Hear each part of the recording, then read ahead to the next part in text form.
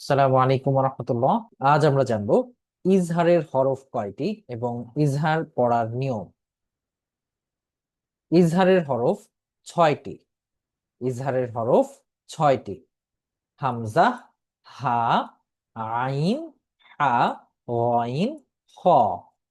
আমি আবারও বলছি, হামজা, হা, আইন, হা, গইন, খ।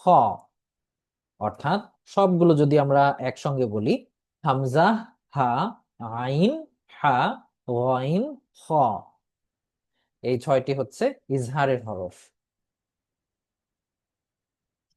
নুন সাকিন অথবা তানভিনের বামে ইজহারের ওই ছয় হরফের কোনো হরফ আসলে উক্ত নুন সাকিন কিংবা তানভিনকে গুন্নাহ ছাড়া স্পষ্ট করে পড়তে হয়।